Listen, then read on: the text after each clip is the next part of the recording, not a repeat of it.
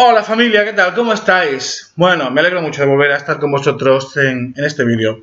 Como sabéis, dentro de muy poquito es el día 28 de junio, que es la efeméride donde celebramos el Día del Orgullo LGTB. Y aunque aquí en la descripción ya os voy a dejar un enlace con un artículo resumido que podéis ampliar donde ya sabéis todos vosotros y esas cosas que suelo decir últimamente, hablo de cómo empieza el Día del Orgullo, cuáles son las revueltas de Stonewall Inn, qué es lo que sucede en ese bar del Greenwich Village en Nueva York y cómo se origina todo un movimiento de lucha por los derechos civiles a partir de ese momento. Sin embargo, no es en ese punto de la historia cuando comienza el movimiento de liberación homosexual. En este vídeo te voy a decir 10 datos que seguramente desconocías acerca de ese movimiento. 10 datos que desconoces sobre el movimiento de liberación homosexual.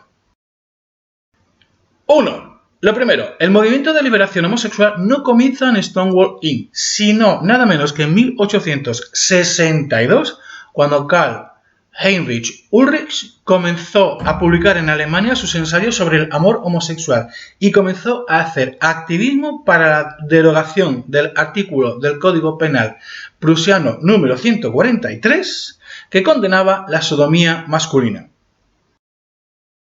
2. La primera vez en la historia que un activista empleó la palabra homosexual fue en 1863 y fue Caroli Maria Cheverny, lo leo, el que escribiendo una carta a otro activista empleó por primera vez en la historia ese término.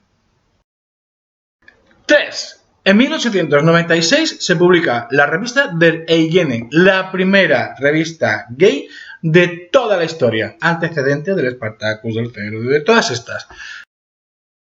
4. Y hablando de primeras veces en la historia, la primera organización gay de la historia se funda el 14 de mayo de 1897. Se llamaba Comité Científico Humanitario y estaba liderada por Magnus Hirschfeld y tenía como objetivo abolir el artículo 175 del Código Penal, esta vez alemán, que penalizaba las relaciones homosexuales. 5. ¿Y las lesbianas? Pues las lesbianas llegan en 1904, cuando la primera activista lesbiana conocida en la historia, Anna Wegling, dio un discurso en la reunión anual de este Comité Científico Humanitario en Berlín. 6. Y siguiendo con lesbianas, en 1920 se publica por primera vez Die Freundin, la primera revista dirigida a público lésbico. 7. En 1924 se funda en Chicago la primera organización estadounidense para la defensa de los derechos de las personas LGTB y tenía como nombre The Society for the Human Rights. 8. Durante la guerra los nazis internan en campos de concentración a entre unos 5.000 y 15.000 homosexuales. Los homosexuales en los campos de concentración recibían un triángulo de color rosa que les cosían en la solapa y ese ha quedado como uno de los símbolos junto con la bandera del arco iris de nuestra comunidad. Se calcula que el porcentaje más alto de ellos murió en los campos de concentración donde, por cierto, eran peor tratados incluso que los judíos. Y debía ser terrible, realmente terrible, ser tratado peor que un judío en un campo de exterminio nazi. De hecho, cuando acabó la Segunda Guerra Mundial y fueron liberados los prisioneros, a todos se les indemnizaron, excepto a los homosexuales, y fueron llevados a las cárceles, porque para el Código Penal alemán ser homosexual continuaba siendo un delito. Hasta el siglo XXI no fueron indemnizados, y eso es terrible. 9. En 1921, la Mattachine Society desafía las leyes estadounidenses sobre la venta de licor. Atención, en aquellos años estaba prohibido vender licor en los bares a las personas homosexuales. Y se creó esta asociación donde lo que hacían era ir a los bares, pedir un whisky y en el momento en que se lo servían, el hombre decía soy homosexual. Y automáticamente el camarero estaba obligado por ley a retirarle la copa. Interpusieron denuncias a la autoridad del licor de Nueva York para quejarse sobre esta discriminación y consiguieron, con esta actividad tan curiosa, que se aboliera esa ley donde se prohibía que se nos sirvieran copas a los homosexuales. En realidad, lo que había detrás es que consideraban que nosotros, por el simple hecho de ser homosexuales, éramos susceptibles de ser unos peligrosos alteradores del orden público y por eso no se nos servían copas. Y de hecho, en muchas ocasiones solamente podía ser servido en bares que pertenecían a la mafia, como fue el caso 10. 3 años más tarde, en un bar que precisamente pertenecía a la mafia, Stonewall Inn, surgen los eventos que dan origen a lo que hoy sí conocemos como Movimiento de Liberación Homosexual en el mundo occidental.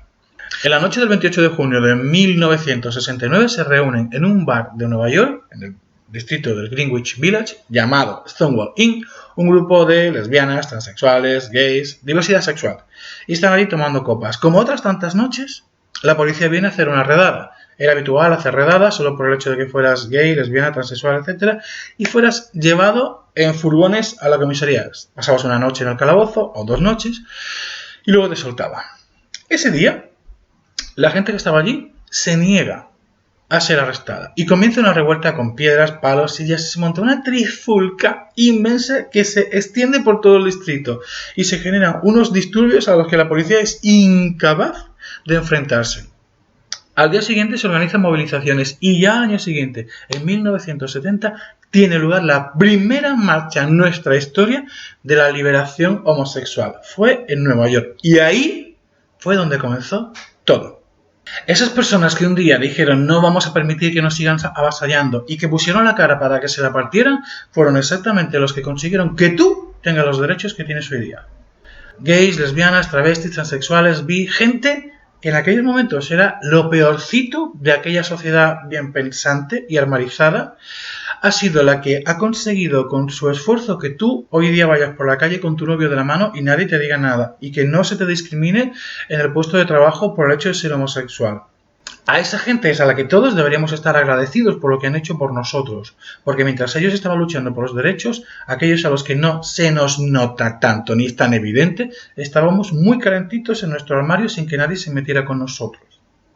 Aunque solo sea por vergüenza, deberíamos estar agradecidos a la gente que era tan visible y que luchó para conseguir la igualdad de todos. Por esa gente celebramos el orgullo, y por esa gente, si hay que ponerse peluca y purpurina, se la pone uno. Por justicia. Feliz Día del Orgullo, no olvides nunca reivindicar y tampoco olvides nunca celebrar que hemos conseguido grandes avances en muy poquito tiempo. Vamos a hacer que perduren. Pásalo muy bien y ya sabes, quiérete mucho, maricón.